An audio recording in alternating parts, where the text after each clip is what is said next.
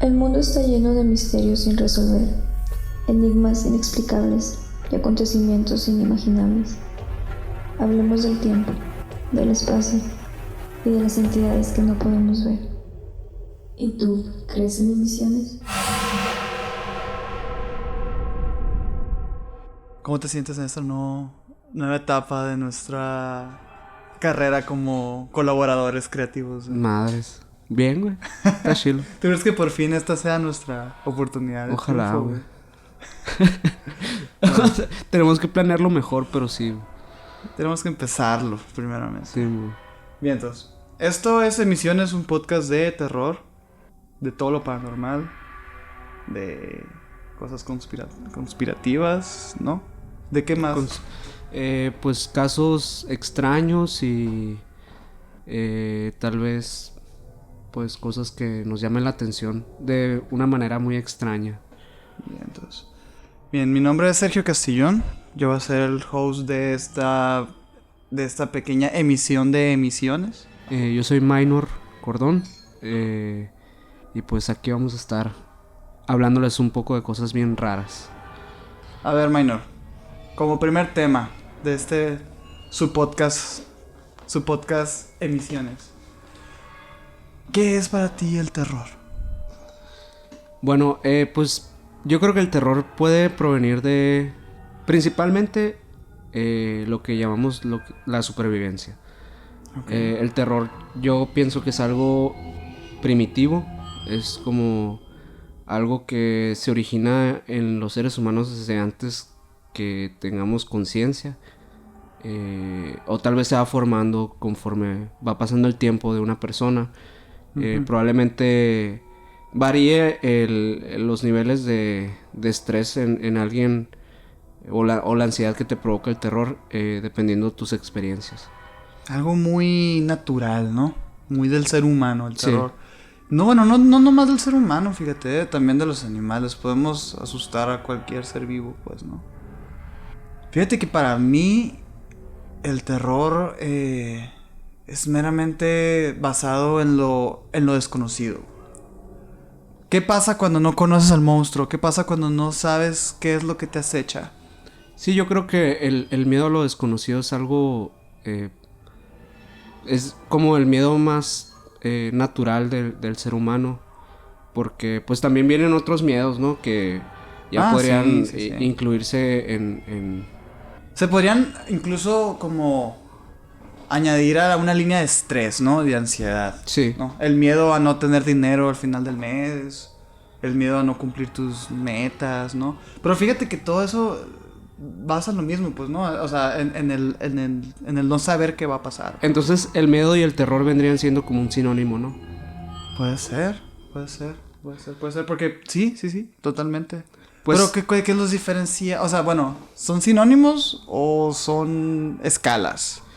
pues aquí, según nuestro señor Wikipedia, Ok. el terror es el sentimiento de miedo o fobia en su máxima escala. O sea, podemos decir que es un miedo potenciado, ¿no? Ok, el terror es peor que el miedo, pues. Pues vendría siendo básicamente el miedo exponenciado, sí. Es aún peor. Sí. También dice que si el miedo se define como un esquema de supervivencia, se puede asumir que el terror sobreviene de cuando el miedo ha superado controles del cerebro. Y ya no puede pasarse o pensarse racionalmente, ¿no? ¿Y el horror? El horror estaría muy interesante analizarlo porque creo que también proviene de ahí sí sería como un sinónimo, ¿no? Del terror. El horror. O tal vez podríamos decir que el horror pues en lo que es la literatura o el cine pues es un género, ¿no? Sí. Que realmente no, el género contemporáneo se le dice terror, pero originalmente se le decía horror, novelas de horror. Fíjate que últimamente, después de este genio director de La Bruja, no recuerdas cómo se llama el vato, güey. Pues recuerdo, bueno, no, él no me acuerdo cómo se llama, el de La Bruja no. Este director como que abrió cancha, güey, para varias producciones fílmicas de esta nueva ola de películas de terror que hablan más de un problema psicológico, más de terror. Te digo, te lo menciono porque se puso muy de moda en el año pasado hablar sobre películas de horror. O sea, sí, desde los slashers en los 80s, 90s se habla de películas de terror, pues, ¿no? Sí. O de miedo. Pero fíjate que sí es cierto, el origen del género era horror, pues, ¿no? O sea... Sí, no se le decía tanto como terror, porque ahora pues hasta hacemos divisiones como el terror psicológico. Sí.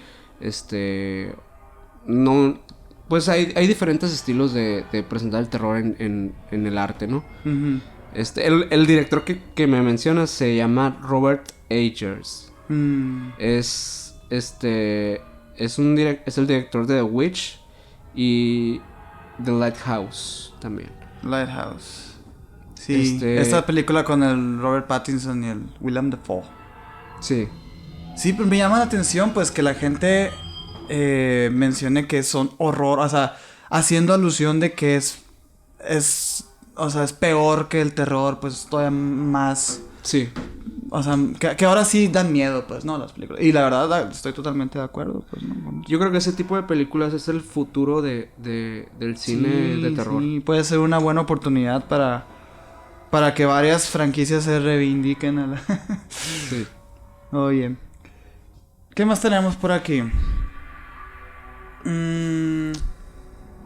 Hablábamos sobre el origen del género, ¿no? Que se habla como el horror, ¿no? Sí.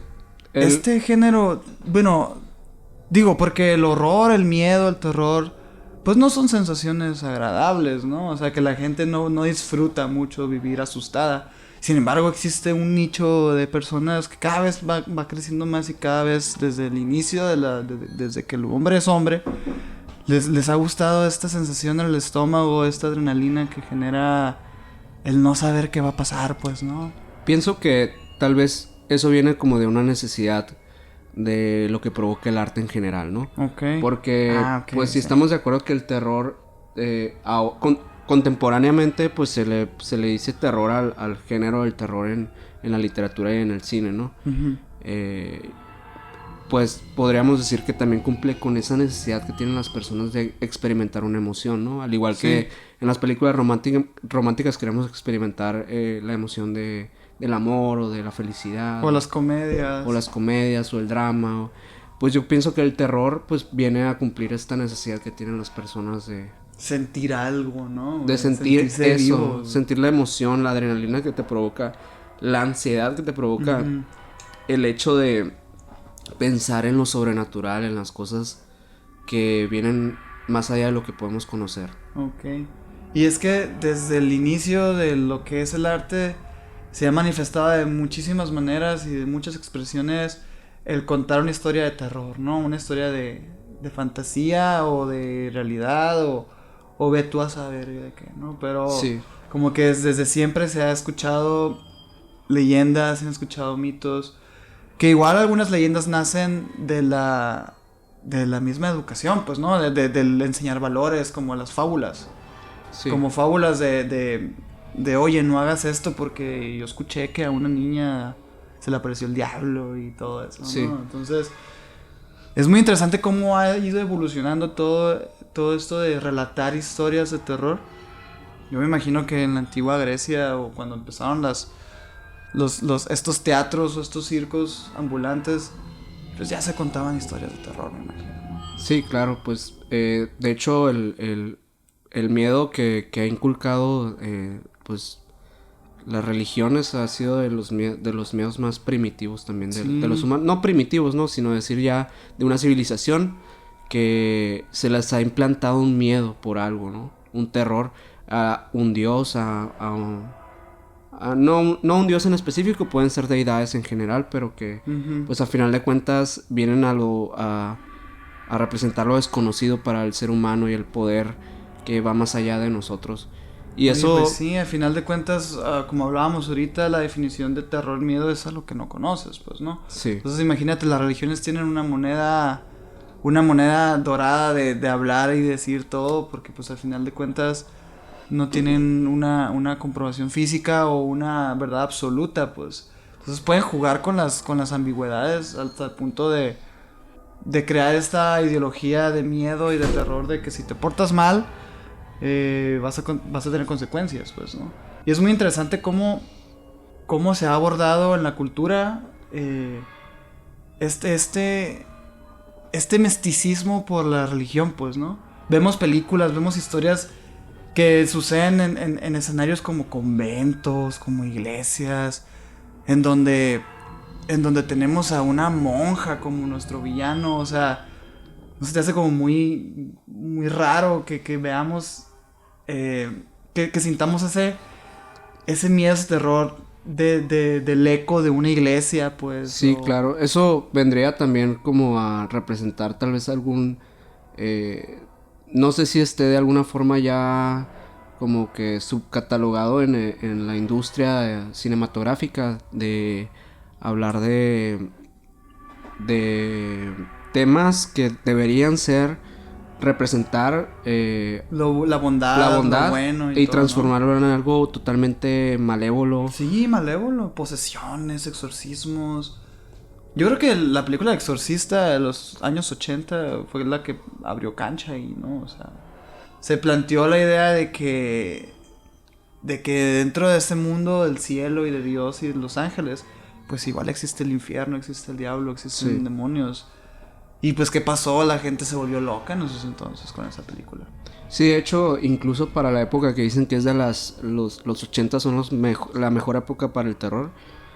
Pienso que es de las pocas películas que realmente marcaron la historia de lo que ahora conocemos como el terror, ¿no? Porque después de eso se vinieron pues una ola de películas slasher como pues las que conocemos de Viernes 13 o de Terror en la Calle Elm, que venía a representar un terror, pero por un terror tal vez sobrenatural, pero que tenía un miedo racional hacia la muerte, pues. Sí, hasta hacia el asesinato, el miedo de supervivencia. Tener el miedo a morir, pues, realmente, ajá, que es como que es un miedo básico, pues. Y pues actualmente yo creo que ya tenemos la misma industria nos ha planteado como que diferentes conceptos de terror que hoy en día pues nos preocupan más que incluso la muerte, ¿no? Simplemente el hecho de tener miedo a la soledad o el hecho de tener miedo a la oscuridad, que son pues temas que posiblemente antes no se tocaban tanto como ahora, ¿no? No sé si viste también una película que se llamaba El Silencio, que acaban de sacar hace relativamente poco, creo que en 2015, donde se ponía a una muchacha que vivía sola en el bosque, y ella era sorda, entonces... que es escritora, la chica. Está en Netflix, ¿no? Ajá, está buenísima. Sí, está muy buena. Me encanta cómo juega con el personaje que te plantea que es sordo, sí.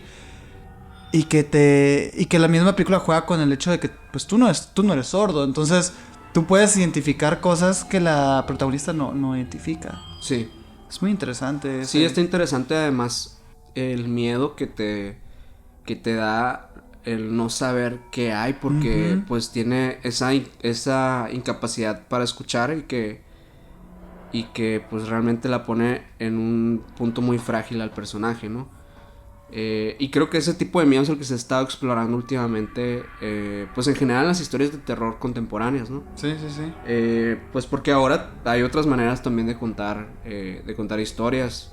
Podemos ver totalmente miles de casos en internet donde te plantean historias de terror, pero contadas pues ya sea a través de redes sociales, a través de posts. Es que al final de cuentas los medios y pues o sea, el arte es un reflejo de la sociedad actual de ese momento, ¿no? Yo no sé si te ha tocado a ti leer Edgar Allan Poe o Lovecraft. Sí, alguna vez.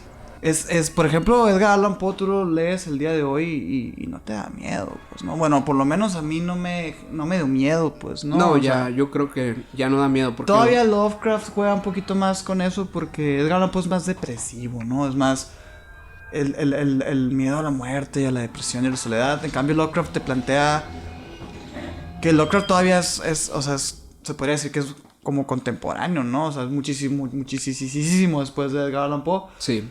Y comprende el terror de una manera distinta. Incluso o sea, se dice que él creó el género del terror cósmico, pues, ¿no? Ok. Que es este terror a lo diminuto que es el ser humano ante la imponente posibilidad de un universo gigantesco, pues, ¿no? Claro. No sé si recuerdas tú esta emblemática, legendaria emisión de radio de Orson Welles en el 38, creo que fue, en donde este locutor de radio habla y relata como si estuviera leyendo esta historia de la Guerra de los Mundos. Ah, sí. Que la gente sale despavorida, empiezan a hacer compras de pánico y llaman a sus familiares porque creían en realidad que se estaba el planeta siendo conquistado por alienígenas. La gente lo creyó, pues. Incluso ¿no? hubo suicidios, creo. Sí, fue un caso, una broma totalmente, pero yo creo que sin dimensionar hasta dónde podían llegar. Y es algo muy interesante porque es algo que ahorita estamos viendo en redes sociales. Por ejemplo, hay casos desde... Bueno, ese programa de radio yo creo que inspiró muchísimos otros programas de radio que hablan de la misma temática de la que el día de hoy tú y yo nos sentamos a hablar. Que es esto de lo paranormal, pues, ¿no? Sonó mucho tiempo en México este programa de... ¿Cómo se llamaba el compa este?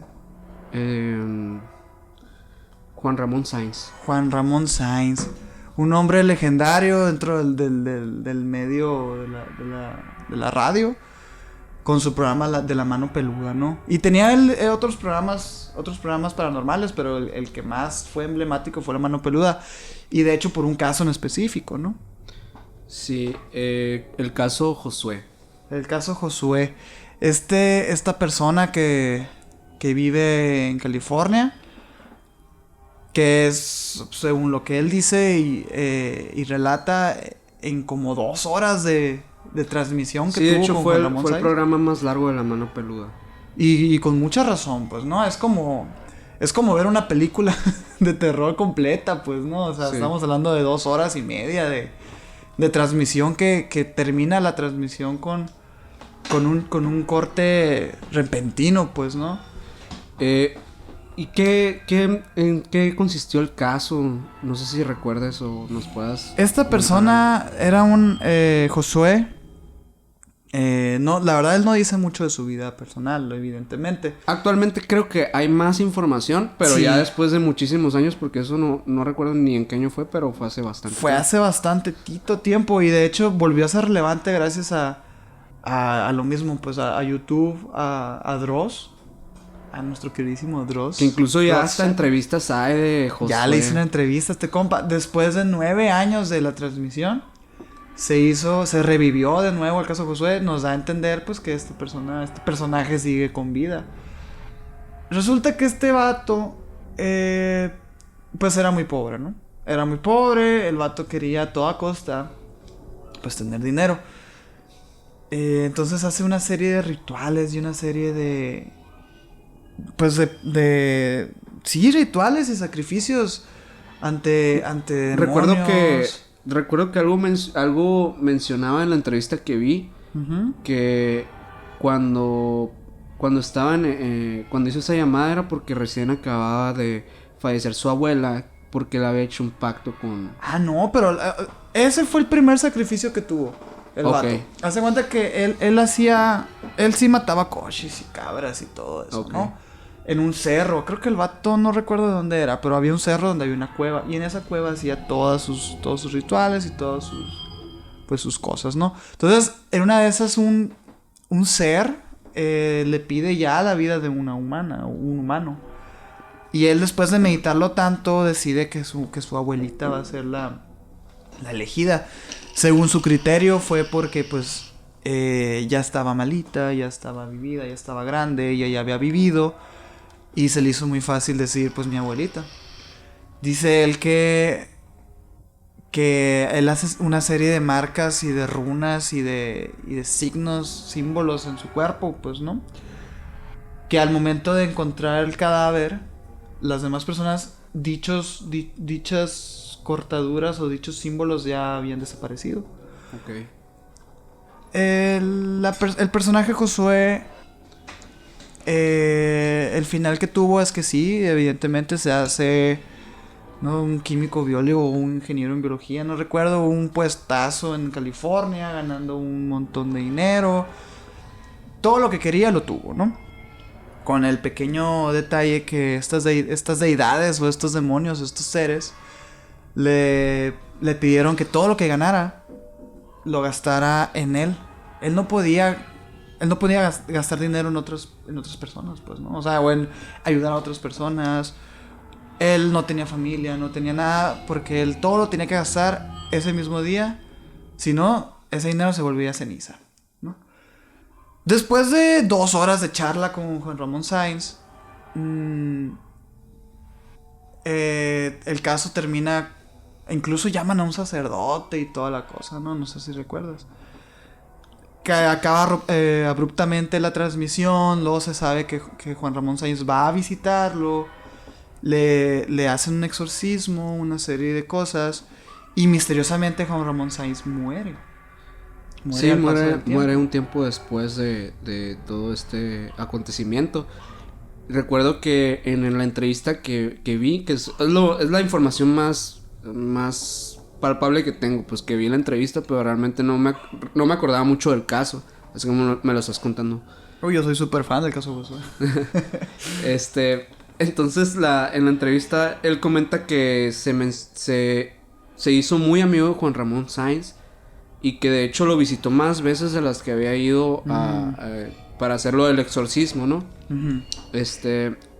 Entonces dice él que pues realmente Juan Ramón nunca se involucró como que nada de esto a un nivel personal, o sea, en un nivel de que no tuvo el contacto directo con las entidades con las que él tuvo contacto, uh-huh. Que realmente nunca se le presentó nada extraño en su vida, que él piensa que su muerte fue totalmente una casualidad, pues que no fue relacionada totalmente. Sí, pero quién sabe, ¿no? O sea, eso es lo que él comenta, tal vez, y es lo que le conviene decir, porque mucha gente también se lo empezó a echar encima, ¿no? Claro, imagínate tener que cargar con la responsabilidad de la muerte de una persona como Juan Ramón Sáenz, una persona pública como Juan Ramón. Y muy querida por la comunidad de personas que siguen, pues, este género. Sí, claro, se habla también, pues, de que él ya tenía años con una aguda peritonitis, que dicen que fue la causa de su muerte, pero no sé, pues, ¿no? Ahí ya quién sabe. Lo interesante aquí es el formato. El formato donde se dio a conocer esta historia, pues, ¿no? Sí. Justo igual como hace casi 50 años con Orson Welles, en la radio. O sea, estamos hablando ya de que bueno, porque también existen este género dentro del terror en películas que es el fake films, ¿no? O los shoot films. ¿Cómo se dice? Los mockumentaries o... Sí, los que son de cámara en mano y que son muy caseros, etcétera, como una actividad paranormal. Sí. Que esto lo inició La Bruja de Blair. Sí, creo que les dicen mockumentaries. Mockumentaries. Ese tipo o fake cuts, no me acuerdo sí, cómo se también les les dicen dice. falsos documental, sí. O mockumentaries, dependiendo, yo creo, también el género y la región donde se hace. Hubo demandas con La Bruja de Blair. La gente demandaba al director diciendo, oye, mataste a estos jóvenes, o sea, ¿cómo te atreves a encontrar estas cintas de estos jóvenes y publicarlas como una película? ¿Qué pasa aquí? O sea, se trasciende de lo que nosotros conocemos como una fantasía y un medio de entretenimiento. Lo trascendemos a algo que es real, ¿no? ¿Por qué? Porque no sé. O sea, quizá porque ya no nos causa ese efecto que buscamos y queremos más. Y la forma de hacerlo es mezclar con nuestra realidad y decir, oye, esto realmente pasó, ¿no? Con la bruja de Blair pasó eso, con el caso Josué pasó eso. Y actualmente estamos viendo muchos casos en Instagram o en Twitter de gente que sube sus historias paranormales a redes sociales. Y están documentadas en tiempo real, con una audiencia de millones y millones de personas. En donde tú estás compartiendo tu caso, lo que te está pasando, que viste una aparición, escuchaste algo y sales a grabar y te haces viral, ¿no? Sí, es una nueva forma de hacer narrativa para los nuevos casos de terror, ¿no? Sí. Ahora tenemos herramientas, pues, para poder documentar todo ese tipo de actividades que puede ser que nos sucedan en nuestra vida cotidiana, ¿no? Pues antes casi todo trascendía como una leyenda, ¿no? Porque eran como la historia el primo de mi primo o el amigo de un primo, que sí. Realmente todo trascendía de esa manera antes. O sea, eran como las clásicas historias de fogata de terror. Y actualmente pues podemos tener nuestras historias de terror a la mano y podemos inclusive ver pruebas de estas actividades sucediendo en nuestro día a día. Pero a la vez también pues somos víctimas de muchos casos que también se les puede decir que son fakes. Bueno, es que a final de cuentas, si tú lo ves como entretenimiento, pues todo es fake. Y es como que... Y el problema con este tipo de medios, de esta nueva forma, de esta nueva narrativa de contar historias es que la gente, pues sí se lo toma muy personal, pues. O sea, se lo toma muy de... Oye, es mentira lo que estás haciendo. Pues evidentemente, compadre, es mentira, pues no, o sea, sí. yo no te veo a ti levantando falsos y insultando al director de una película de terror, pues, de un Conjuro, por ejemplo. O sea, tú no vas y le dices al director del Conjuro, oye, esto es pura mamada, pues no le dices eso. Depende como lo quieras ver. Por ejemplo, existe este caso que a mí me gustó mucho, que a ti también te gustó, pero es como abrir debate, pues, ¿no? Y dentro de eso es oye, es fake, o no será fake, o está muy bien montado. Del caso del cual hablo es el Carlos Name. Sí, uno de los casos más recientes, yo creo, de... Sí, que hasta la fecha sigue como actualizándose, ¿no? Y está muy bien el caso, está muy interesante, pero hay una parte del caso en donde ya... nuestro amigo Carlos Name aparece flotando arriba de su cama y es cuando la gente se le va encima y empieza a decir es que eres una mentira, es un fraude. Es como pues hay que comentar tal vez un poco, porque creo que hay gente que no va a saber muy bien de qué se trata el caso de Carlos Name. Pues Carlos Name es una persona que pues empezó en Instagram subiendo contenido como cualquier persona pues normal, ¿no? Que subían fotos de él con su perro en la playa, etcétera, ¿no? O sea, de repente empezamos a ver historias en las que le empiezan a suceder cosas muy extrañas, ¿no? Desaparece su perro al principio, ¿no? Ese es como el primer giro. Ajá, sí. De hecho, lo empieza a presentar como... Ahí sí podemos decir que es una narrativa de terror, ¿no? Porque... pues él mismo va dándole como que una estructura a su historia. Un desarrollo y todo, ¿no? En la que pues estas entidades van progresando en su nivel de agresión contra su vida, ¿no? Y empiezan a mezclarse otro tipo de cosas como cuestiones de sectas y de personas que lo acosan en su casa, que fantasmas y entidades en general que hacen cosas dentro de su casa. De hecho, hace poquito me tocó ver un video donde van estos, que yo no les creo mucho la verdad a los de Babadoom, pero van a su casa a grabar como un tipo, pues no exorcismo, pero van a hacer como un tratamiento a su casa de una limpia. Y documentan todos los de Babadoom. Carlos Name. Sí. ¿Ah, sí? Sí, está muy interesante y muy padre en cómo ponen como esto. Son como 2 capítulos que ponen. No lo he visto. Y la verdad no sé, pues la actuación, no sé si la actuación o decir como que realmente si está sucediendo, pues está muy interesante porque se ven mucho las reacciones de Carlos Name y de las otras personas que están ahí, que realmente se sienten como muy perturbados y bastante incómodos con las presencias de la casa. Entonces, pues ya al final dejan a Carlos con la limpia, pero realmente no resuelven nada al final porque pues no. Pues es un caso que todavía sigue sonando, ¿no?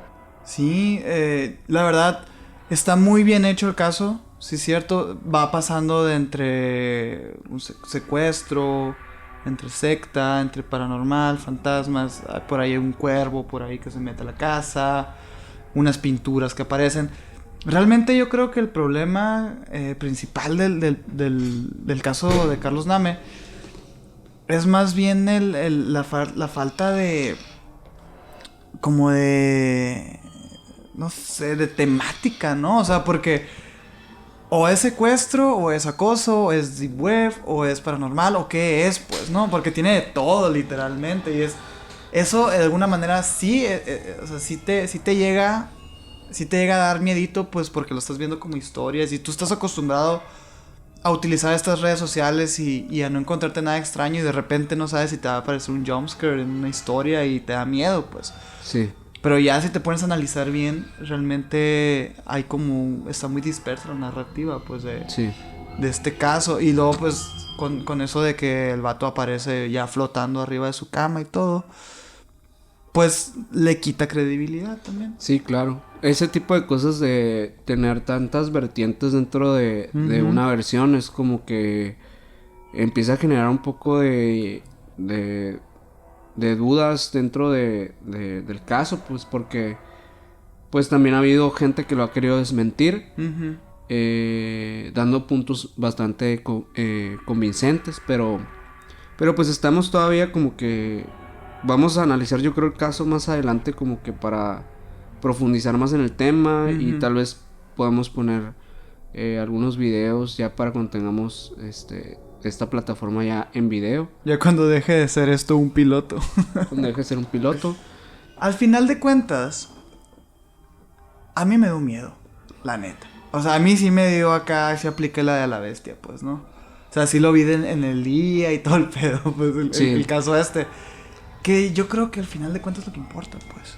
Sí, al final de cuentas, pues, la gente que consume este tipo de contenido de horror, pues, realmente lo hace porque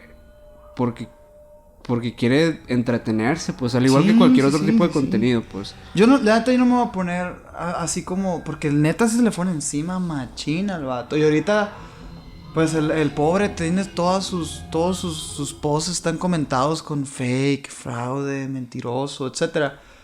¿Por qué tanto odio, pues, no? O sea, digo, realmente si fue una persona que te pudo dar esa necesidad que tenías de entretenerte o de pasar el rato, pues, creo que está bien, pues. Sí, o sea, de que generó dinero, pues ha generado dinero, y se ha hecho famoso gracias a eso, pero pues al final de cuentas si él lo está haciendo es un trabajo, pues, y lo está haciendo bien, pues. Volvemos a lo mismo, tú no vas con el director del Conjuro y le dices, oye, güey, es mentira lo que estás haciendo, pues no. Pues no. O sea, no, es parte de la magia, yo creo, del horror. Sí. Y totalmente, el vato está muy bien que no quiera, que no se ponga tampoco a pelear con su gente. Porque yo me imagino que dentro de ese rubro, de ese tópico, pues siempre van a estar los escépticos. Y los que no son escépticos, pero son tan miedosos que dicen que son escépticos. Y empiezan no, es que mira, es mentira esto y la chinga. No, o sea, yo mira, me senté, lo disfruté. Le di follow al vato, sí, me aventé sus historias. Lo compartí con las personas que quería que lo vieran y me gustó, pues, ¿no? De tú a saber si es verdad o no. Pero al final de cuentas estamos experimentando y estamos siendo testigos de una nueva forma de contar historias de terror. Sí, de hecho, pues este podcast lo hacemos principalmente por eso, porque queremos como que la gente también pueda entender el terror como que en su trasfondo y además pues poder contar historias, porque al final de cuentas es como que es lo que nos gusta, es lo que nos de alguna forma nos mueve algo dentro y está padre, pues está padre como que investigar y conocer algo que tal vez no es tan común en nuestra vida cotidiana, como para tal vez algunos que son muy sensibles a estos temas, pues sí, ¿no? Sí. Entonces, pues vamos a indagar como que un poco en temas bien escabrosos y bien raros y que a todo mundo nos dan miedo a hablar, pero pues es parte del entretenimiento que nos da a nosotros y que le puede dar a la gente, pues. Yo creo que realmente hay que ver el terror y el horror, o sea, paradójicamente, ¿no? No hay que tenerle miedo al horror, pues. O sea, me refiero a que hay que verlo como una forma de entretenimiento, igual que la comedia, igual que las comedias románticas, igual que todo esto, pues al final de cuentas es un género. Nosotros somos escépticos, pero nos encanta creer, pues. Sí, Nos encanta creer que hay un monstruo del lago Ness, nos encanta creer que hay duendes, nos encanta creer en esta posibilidad de oye, a la vez existe algo que literalmente no comprendemos y está allá afuera, pues esperándonos y queremos nos creer en Sí. todo. Queremos creer en todo. ¿Por qué? Porque es muy emocionante, es muy divertido, pues, ¿no? Al final de cuentas. Bueno, pues yo creo que con esto concluimos Este primer capítulo piloto. y pues con eso nos despedimos. Esto fue Emisiones en nuestro primer programa. Nos vemos a la próxima. Sale, vale. La verdad no sabemos cuándo vamos a volver a grabar. Esperemos que sea algo de semana con semana o por lo menos 2 semanas por 2 semanas. No sabemos. Pero si les gustó, por favor háganoslo saber y ahí sugieran los temas por ahí. A ver. De esto siempre va a haber tela de que cortar, ¿no? Nos encanta y sé que a ustedes también les gusta. Así que los esperamos en la próxima emisión de Emisiones. Yo soy Sergio Castillón. Yo soy Minor Cordón. Y nos vemos. Chao.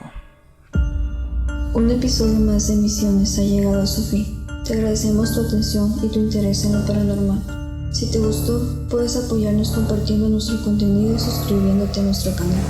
De nuevo, gracias.